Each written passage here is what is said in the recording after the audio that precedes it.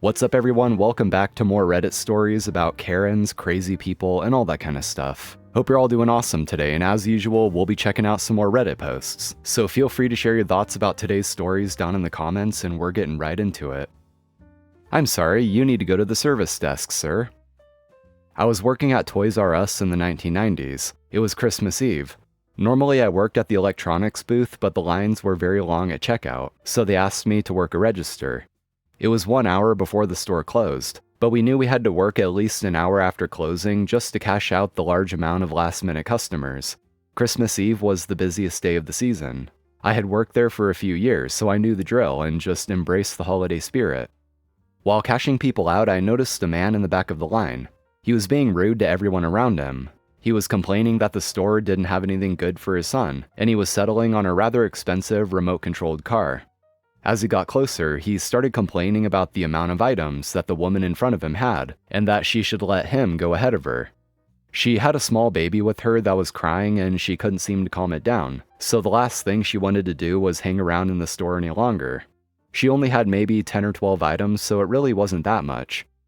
The woman behind him spoke up, basically to leave her alone and remind him it was the holiday season, etc. She was pleasant about it and not at all rude. He then started on her. He finally reached the front of the line.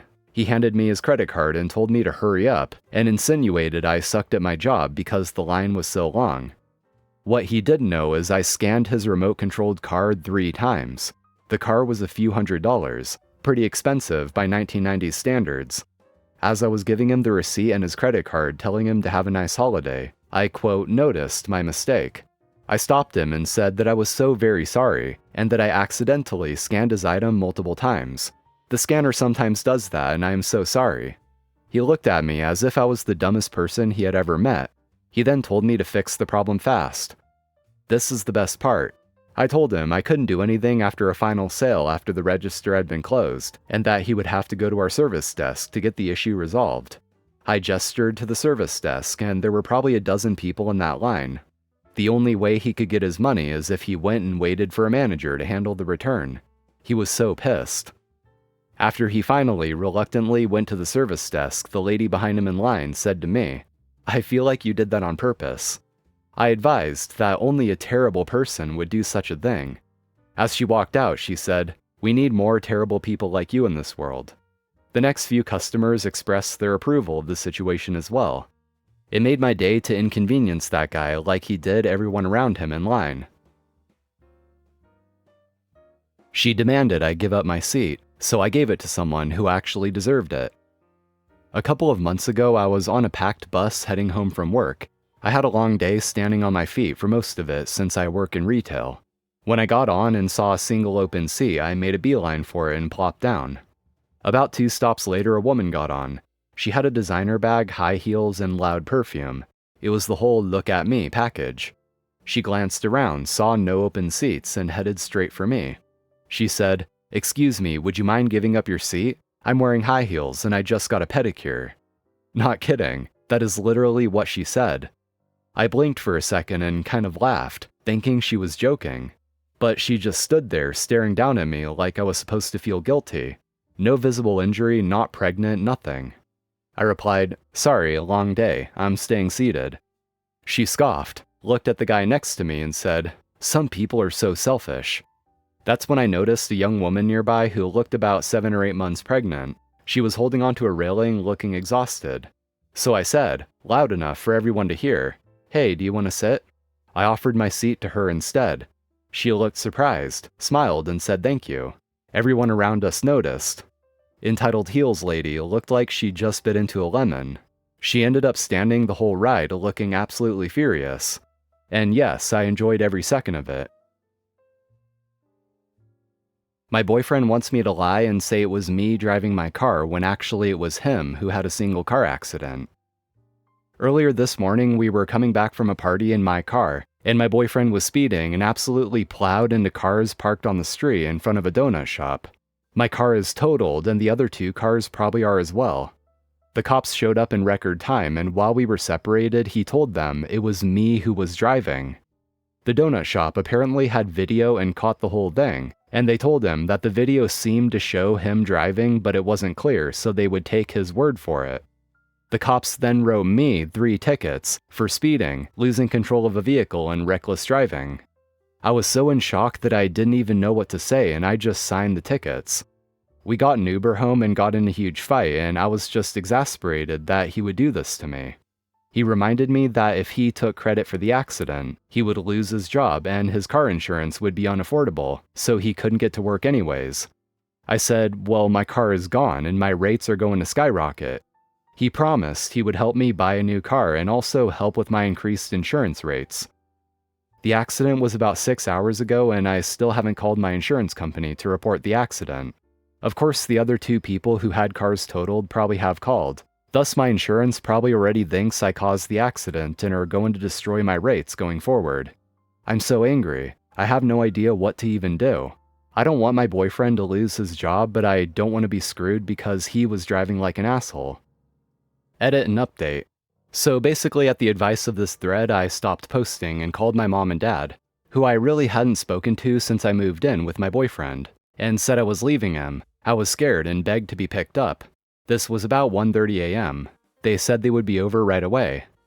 I had locked myself in the bathroom and my boyfriend must have heard me making the call, because he started trying to beat the door down and I was terrified.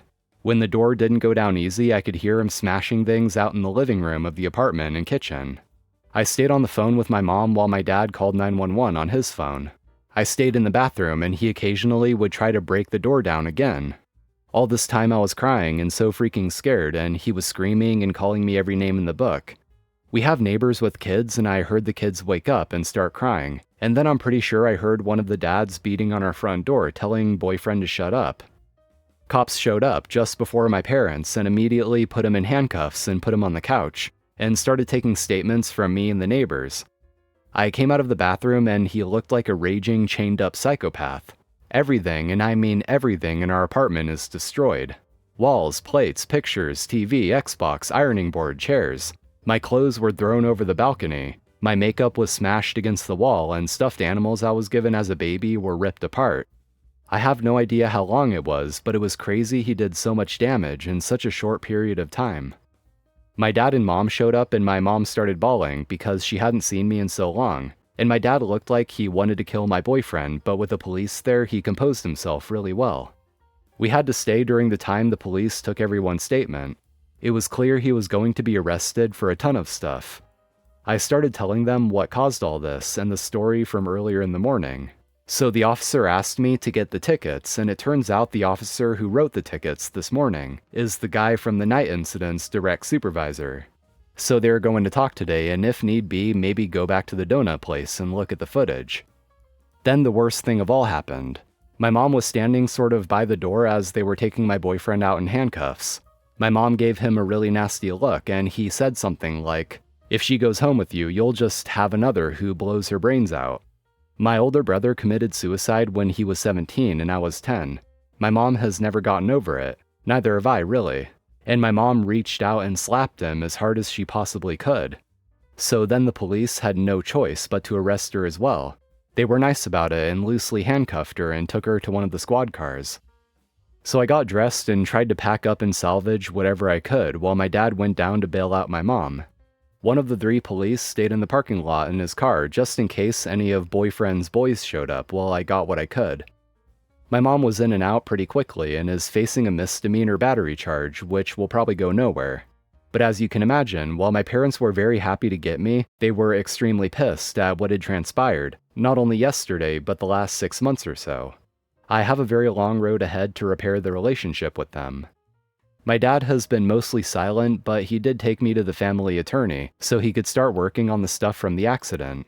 He said it shouldn't be too hard to get me out of the tickets, and women especially take the fall for husbands' and boyfriends' accidents way more often than you would think. I will probably still have to show up for court, but by that time the investigation to show my boyfriend was the one really driving should be concluded and I will be dismissed. However, the thing that really sucks is that my state is a permissive use state, meaning that my insurance has to cover anyone who is driving my car. There is a good chance that my insurance company will fight it out with his company for overall liability, and it won't be as bad. but I'm still going to take a massive hit on car insurance premiums for a long time. Another good thing is the lease to the apartment is totally in his name, so I won't be responsible for any damages there. Plus, I didn't do anything to put holes in the walls, and I can just walk away from that. This whole thing sucks so much because even after all that happened and as crazy as he was, I know I still have feelings for him that I need to get in serious therapy right away to start dealing with. I can't have someone so destructive in my life who was willing to let me take the fall for all his crap, and then scared the life out of me and threatened me. Old lady wanted to be impatient, so I decided to be petty. This happened today. After going shopping at our local mall, my wife and I were putting our kids in the car as some lady was waiting for us to pull out so she could take the parking spot. As I am putting my oldest in the car, I was talking to him about what he wanted to do for lunch. During this conversation, the lady started getting agitated and beeping her horn at us. I didn't know she was even there to begin with, but I thought whatever. As I am getting in the car, my wife told me that the lady must want our spot because her blinker is on. Meanwhile, she just keeps beeping. So I said, screw it, I'm leaving. This is when the petty revenge kicks in. As I try to back out, she was too close to my car, so I couldn't pull out of the spot. As I tried to move out, she kept closer to my car. I then tell my wife that I literally can't get out because of this lady. In this entire time span, about 5 minutes have passed. I look at my wife and tell her, at this point, the lady could have found another spot, so since she didn't want to let me out, I'll make sure she finds another spot. I then pull back into the spot, park my car, and get out to walk back into the mall. The lady then speeds off from the spot while I immediately get back into my car and leave. Yes, I am petty, but you are also very impatient, lady. Alright guys, that's going to do it for today. Thank you for watching. As always, I do appreciate it. If you enjoyed, be sure to hit that like button, drop a comment down below, and subscribe if you haven't already. So take care, stay tuned for more, and I'll see you in the next one.